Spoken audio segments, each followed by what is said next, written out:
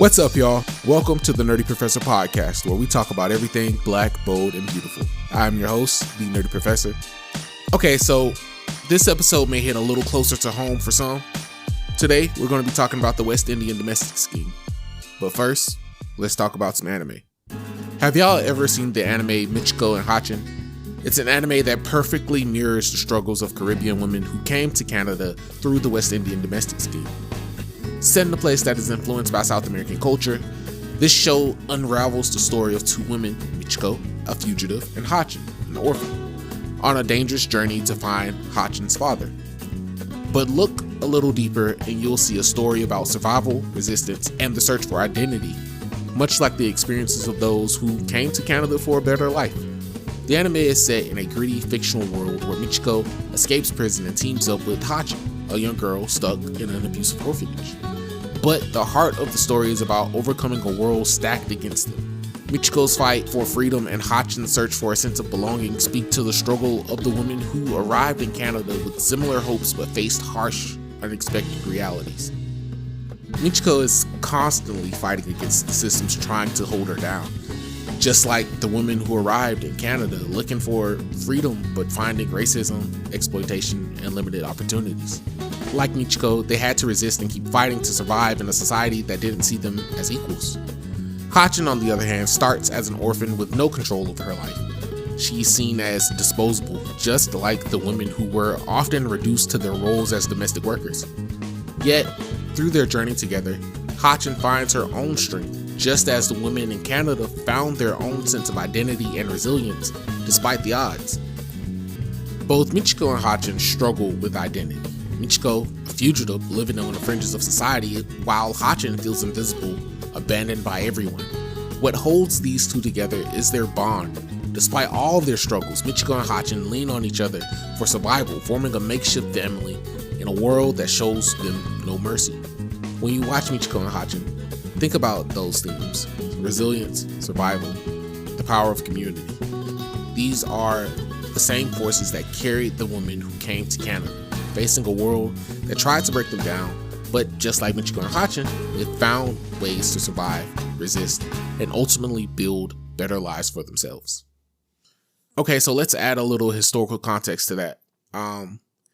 There's a little bit that happened between our last episode and where we are now. So I'm going to try to do my best Louise recap impression from the Ant-Man movies to catch y'all up. me. Okay.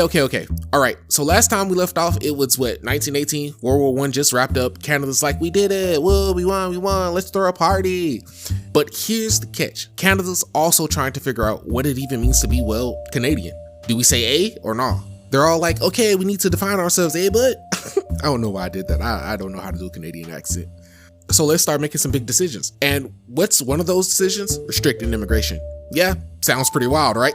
Fast forward to 1919, boom, the Immigration Act drops. Now this thing was like the bouncer at the club who just didn't want anyone in unless you were, the right kind of person. We're talking race, nationality, class. Basically, if you didn't fit the ideal Canadian image, you were out. Yeah, that's how Canada was rolling back then.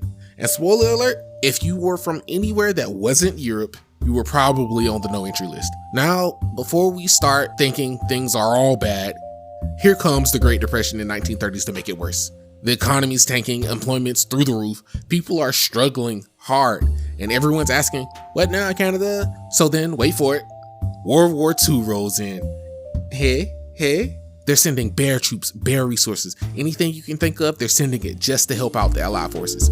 But then, hold up, wait for it, after the war, Canada's economy starts bouncing back. Hey, we back in there. Hey. Things start looking up, the cities start growing. Everyone's like, hey, we can rebuild. Let's do this. But here's the kicker. Even with all that growth, some serious problems were still brewing underneath. And scene. How did I do? Let me know in the comments. After World War II, Canada was undergoing significant changes. The war had created a more globalized world, and many countries were beginning to question their old colonial systems and racial hierarchies. But this wasn't an instant shift. Canada's social and racial climate remained deeply influenced by its colonial past.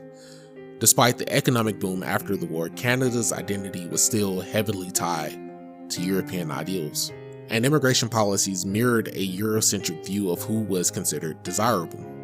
At this point, Canada faced a significant shortage of domestic workers in the post-World War II era, as Canadian women increasingly entered new sectors of the workforce.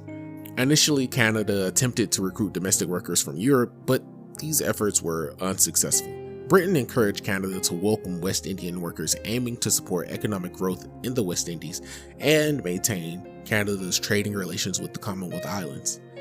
In the 1950s, Canada's immigration policies were still largely shaped by the ideals of racial purity, which meant that people of African descent were often viewed as undesirable or other.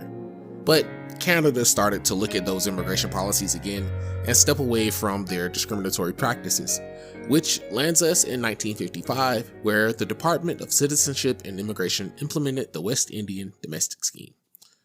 So, what is the West Indian Domestic Scheme? I'm glad you asked, class. At the time, it was most likely the best way for Caribbean women and later their families to enter Canada. The West Indian Domestic Scheme is a program initially started with a quota, yes, I said quota, of 100 individuals. It was introduced as an experimental scheme for 1 year with the intention to reassess its effectiveness afterward, but it became popular quickly. This scheme initially targeted single women aged 18 to 35 from Caribbean countries, primarily Jamaica and Barbados, and these candidates had to meet a strict criteria, which included having at least an 8th grade education, passing an intrusive medical exam, be unmarried, and successfully completing an interview with a Canadian immigration official. The largest groups came from Jamaica, the Windward Islands, the Leeward Islands, Trinidad, Barbados, and Guyana. To ensure that candidates fulfilled immigration requirements, women went through a rigorous 2-week training course. If these women met the criteria and made it through to the other side, they landed immigrant status after 1 year of domestic work, allowing them to potentially sponsor family members and seek other employment or educational opportunities. After 5 years in Canada, participants became eligible for Canadian citizenship, regardless of whether they continued in domestic work or not. This program marked a significant shift in Canada's immigration policy, opening doors for Black Caribbean immigration at a time when racial discrimination was still prevalent. Many women saw the scheme as a chance for a better life and economic opportunities not available in their home countries. Although the scheme opened doors, the room on the other side wasn't always glamorous. These women were leaving a familiar land and going to the final boss of cold. The prevailing attitude towards immigrants during this time was shaped by racism and xenophobia. Black Canadians who had already been living in Canada for generations faced systemic exclusion from various parts of society, including jobs, housing, and education. Many Canadian cities, particularly Toronto and Montreal, had unofficial color bars in housing and employment, meaning that Black people were often denied access to quality housing or high-paying jobs based solely on their race. At this time, there was also a belief in Canada that Black people were suited for manual labor, and that they shouldn't be elevated to positions of power or respect within Canadian society. This perspective was ingrained in many sectors of Canadian life, including in government policies, private sector hiring practices, and even in the media. So keep that in mind. This is what these women are coming into. Most of the women who arrived in Canada moved to Toronto or Montreal, despite efforts to spread them out throughout the country. Domestic workers faced specific conditions and expectations that molded their experiences in Canada. These women workers were tasked with domestic work, cooking, cleaning, washing clothes, and caring for children, sometimes synonymous with long hours, low pay, and loneliness. Women were sometimes expected to work 18 hours, 7 days a week, for checks that were short of the promised rate. Domestic workers were vulnerable. Due to the nature of their job, they were isolated from the outside world. This would lead to abuse and sexual harassment. Domestic workers would face other obstacles as well, such as racism and the social stigma of being a domestic worker. This job was cursed as the lowest paid and least valued occupation for women. Funny how that's only the case when white women leave the home. Because of that stain, the domestic workers had a hard time finding other jobs and would oftentimes have to lie about how they got to Canada and their work history. I don't blame them. Sure, they were coming to Canada for better opportunities, but when they arrived, the reality was far from what they'd imagined. They weren't just dealing with long hours and low wages, they were also fighting loneliness, racism, and abuse, both emotional and physical. Imagine being thousands of miles from your home with no family nearby, working 18 hours a day for 7 days a week. For some of these women, the isolation was crushing. They were often confined to their employer's home without much of a chance to make a friend. And let's not forget how all of this affected the families back home in the Caribbean. Many of the women in the scheme were sending money back to support their families. Sometimes the money was the lifeline that kept them afloat. But this created an emotional burden as well. They had to maintain the facade that everything was fine, that they were successful in their new lives, even if they were struggling. This pressure to succeed was for themselves as well as their families. The expectation that they'd make it meant that if they didn't, it felt like failure to them and for everyone back home. Lastly, because of such high demand, the government half-heartedly increased the number of women admitted each year by 200. In the end, the policy admitted women from Grenada, British Guyana, Trinidad, Tobago, and St. Vincent. 3,000 women came to Canada through the West Indian domestic scheme, and it ended in January 1968, with Canada moving to a point-based immigration system. These women, who arrived before, during, and after the West Indian domestic scheme, were hopeful for a better future, often faced experiences that shaped their entire worldview. Through all the experiences of being a domestic worker, these women managed to carve out lives that were far more complicated and far more inspiring.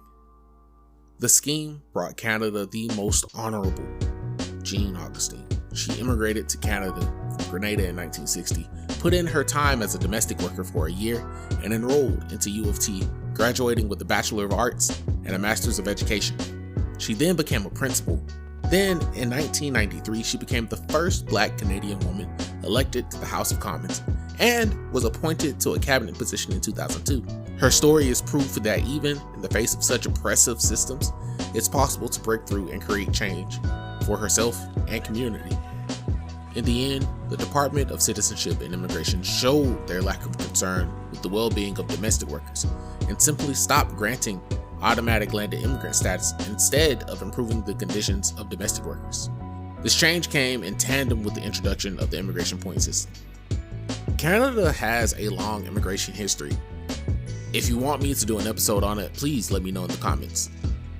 Women in the West Indies began using temporary visas for the years to come. The women that arrived on temporary visas didn't have much support from the government.